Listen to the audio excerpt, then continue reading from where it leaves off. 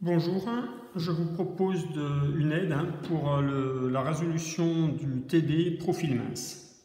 Alors on a un réservoir sous pression que j'ai représenté ici. On va regarder ce qui se passe en un point P qui est sur la surface extérieure du réservoir situé ici. Donc la première question, c'est d'analyser l'état de contrainte en ce point P.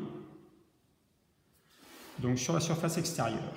Alors sur la surface extérieure, si je représente mon élément de surface, mon point P, on a une condition limite extérieure, sachant qu'il n'y a pas d'effort à l'extérieur de mon petit élément, ben je sais que le vecteur contrainte pour une orientation Z est nul. Qu'est-ce que ça veut dire? Ben ça veut dire que si j'ai ma matrice des contraintes, je suis forcément, ici j'ai forcément des zéros, donc je suis forcément sur un état plan de contrainte.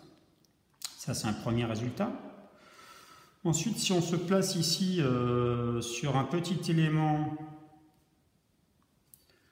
orienté, enfin dans le plan X et Y, dans le plan X et Y, ici, si je prends mon point P, là, ce petit élément, donc ici, bon, il va vraisemblablement s'étirer, suivant X. Il va vraisemblablement s'étirer aussi, suivant Y. Et puis la question, c'est est-ce qu'il peut se cisailler? Alors, s'il se cisaille, forcément, j'ai des contraintes tangentielles de ce type-là. Et ça vient en contradiction avec le fait que, comme j'ai une symétrie d'axe Y, forcément, mes contraintes tangentielles, elles sont égales de part et d'autre, de par la symétrie.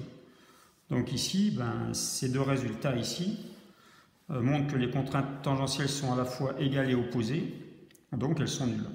Donc tout xy est égal à 0. Donc on a des zéros ici également.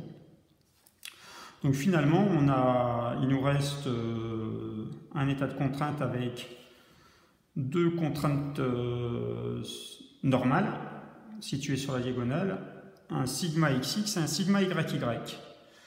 Donc après, il vous faut faire la correspondance avec le document ressources qui vous est donné, sachant que ici, si je représente le petit élément orienté ici suivant, alors ça c'est suivant x, et bien ici, voilà ce que je vais avoir. Alors ça correspondait sur le document ressources vraisemblablement à du ZZ. ZZ sur le document ressources. Et puis, si je représente le petit élément qui est, que je redessine ici,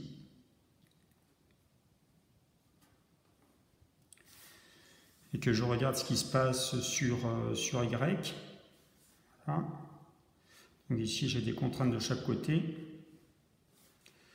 Et ces contraintes-là, c'est du sigma θ θ sur le document ressources.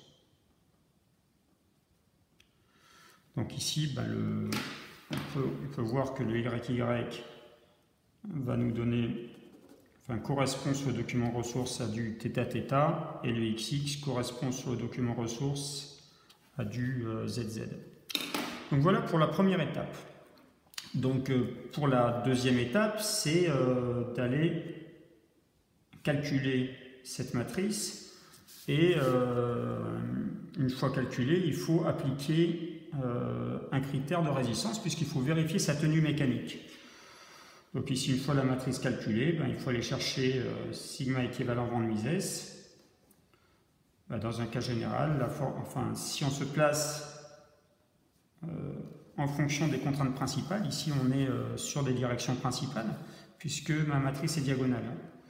Donc j'ai un sigma équivalent van Mises qui prend la forme suivante. Alors cette formule, elle est donnée également sur les documents ressources. Vous la trouvez également sur Internet, bien sûr. Donc voilà, et puis plus critère, puisqu'il va falloir vérifier un critère de résistance. Ensuite, la question suivante, l'étape 3, c'est une étape où on va passer de la matrice des contraintes à la matrice des déformations. Alors, la matrice des contraintes, pour aller à la matrice des déformations, on va utiliser les lois de comportement. Alors ça fait plusieurs fois déjà que vous le faites, hein. Donc je ne vais pas expliciter, mais je vais avoir une matrice des déformations qui va prendre cette forme-là. Dans un état point de contrainte, voilà la forme de la matrice des déformations.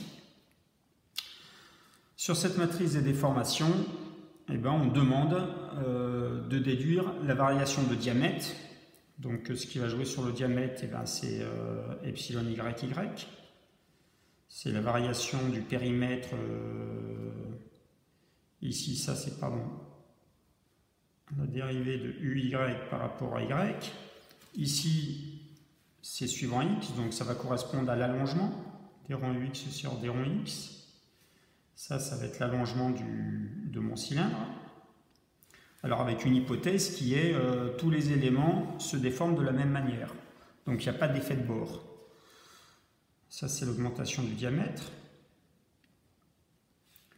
Et ici ça va correspondre à l'épaisseur. L'épaisseur c'est des ronds UZ sur des ronds Z.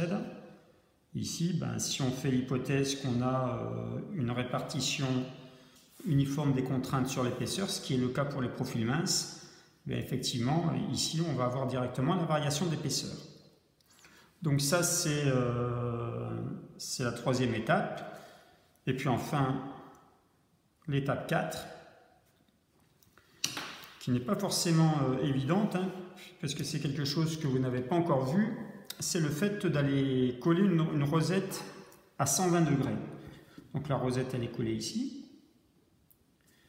Elle est collée, donc on la retrouve là, et on la retrouve ici.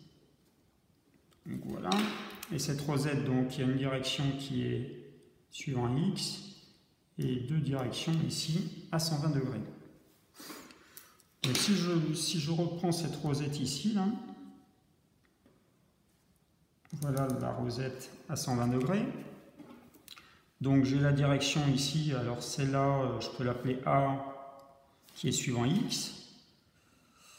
Et puis celle-là, j'ai alpha 0 égale 120 degrés. Alors pourquoi je peux l'appeler alpha 0? Parce que X est une direction principale. Donc si alpha 0 égale 120 degrés, donc j'ai soit j'ai une approche mathématique que je peux faire à partir des formules du cours.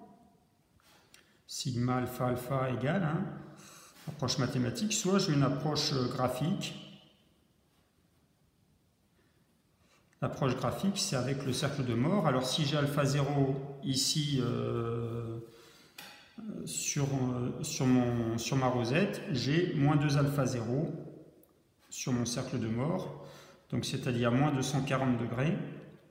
À 360 degrés près, j'ai 120 degrés également sur mon cercle de Moore entre cette direction A et la direction B. Voilà, donc ici, il y a un petit raisonnement à faire, il y a un petit calcul aussi à faire, hein, pour aller chercher leur epsilon A, c'est JA, pardon. Ça va être relativement facile, hein, puisque je suis directement sur la direction X, JB et JC. Donc voilà pour ce TD sur les profils minces. Je vais quand même rappeler que quand on a les profils minces, sur le document ressources, les formules qui sont données partent de l'hypothèse que les contraintes sont uniformes sur l'épaisseur. Ça c'est important. Contraintes uniformes sur l'épaisseur. Voilà, ça c'est l'hypothèse à retenir pour les profils minces. Voilà, j'en ai terminé. Bon courage à vous.